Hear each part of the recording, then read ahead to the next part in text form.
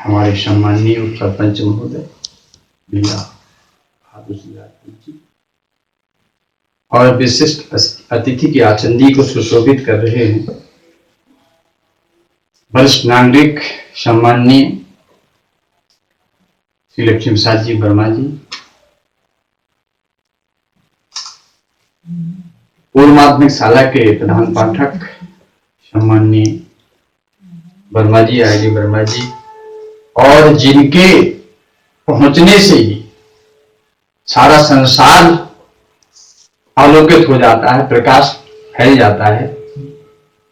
तो जहां भी हमारे भोसले सर पहुंचते वहां प्रकाश फैलता ही है, ज्ञान का प्रकाश, बुद्धि का प्रकाश।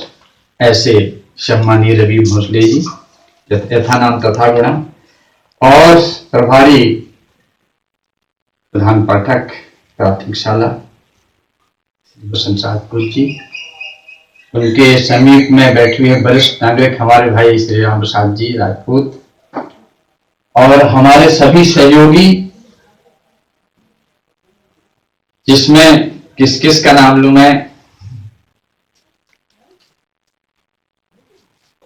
सीनियर जी से गिनूंगा तो परीक्षित का नाम आता है, और इधर से गिनूंगा तो हमारे बारी जी का नाम आता है, और ईश्वर का तो खैर नाम सभी जानते ही हैं, ईश्वर सिंह राजपूत जी को। और एक बहुत ही कर्मठ व्यक्ति विजय, जिसका नाम है, किसी काम में हार ना मानने वाला व्यक्ति है विजय। और जगदीश तो खैर हर काम का लिए तैयार है। ऐसे सभी, और यहाँ पर एक व्यक्ति का भी नाम बोल रहा हूं जो पीछे छुपा खड़ा होगा, शायद नाम नहीं आ सकता है, उपेंद्र।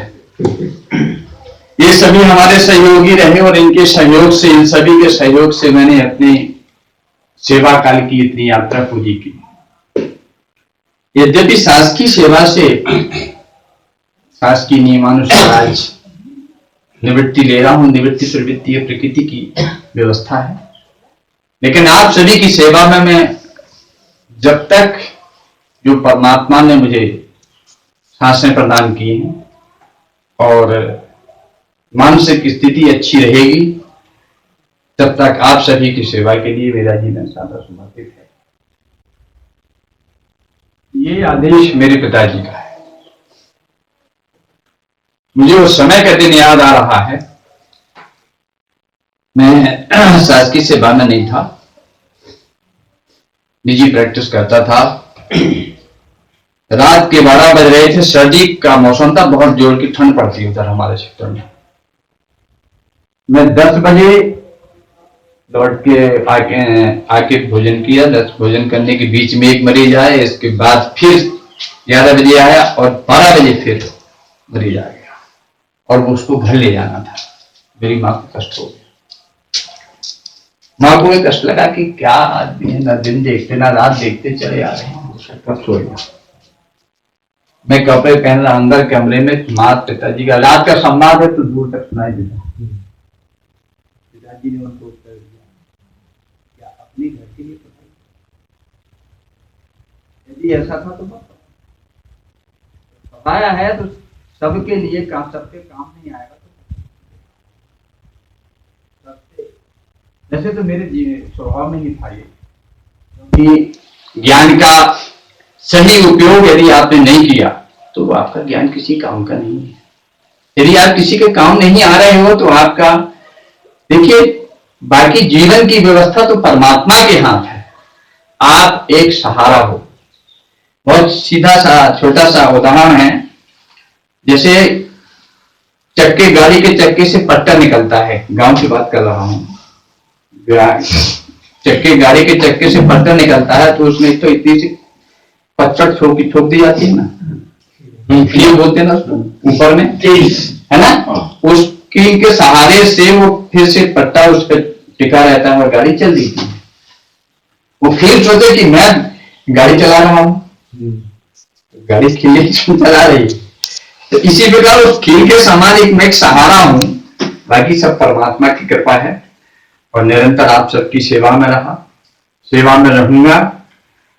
सबसे बड़ी बात कि मैं इतने दिन रहने के बाद भी आपके यहां रहने के लिए मैंने अपना आवास बनाने का निर्णय लिया। उसका सारा श्रेय आप सभी नगरवासियों को, ग्रामवासियों को, सहयोगियों को, सभी साथियों को जाता है। आपका इतना परम स्नेह मिला कि मैंने, जबकि जननी जन्मभूमि से स्वर्गादपि गरीयसी, लेकिन मैं अपनी जन्मभूमि को भूल गया। आप सबके प्यार, आप सबके स्नेह से, परम स्नेह से जो भी कदम मैंने उठाना चाहा उसमें आप सबके हाथ, आप सबका साथ इतना अच्छा रहा कि यहाँ हर काम बड़ी तत्परता से और बड़े तरीके से संपन्न हुए हैं। जो भी कार्यक्रम हुए हैं बहुत अच्छे कार्यक्रम रहे। ये सिंदहा का नाम जब भी आता है, यानी हमारे जिले स्तर पर जब भी बैठक में किसी शिविर की चर्चा होती है तो लोग मेरी ओर उंगली उठाया करते हैं और मुझे ये कहते हैं सिंदहा वालों से पूछो, मेरा नाम नहीं, शिविर के लिए इनको पूछो। तो आप सबके सानिध्य से, आप सबके सहयोग से, आप सबके कारण ये गौरव प्राप्त होता है। इस सबके, इसके भागीदार आप सभी, आप सभी धन्यवाद के पात्र हो।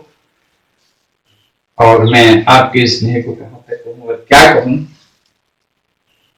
बस इतने ही कह करके आप सभी सदैव अच्छे रहें, स्वस्थ रहें, मस्त रहें, ये मेरी भगवान से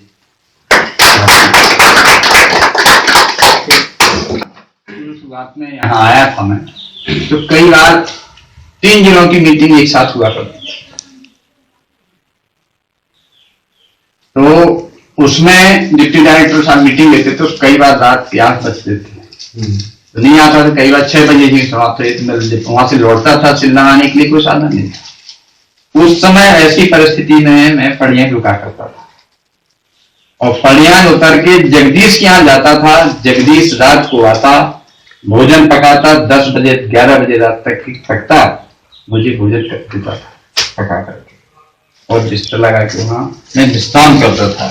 ऐसा एक दिन नहीं, वर्षों कार्यक्रम चला। और तो ऐसे इसकी एक उदाहरण थी।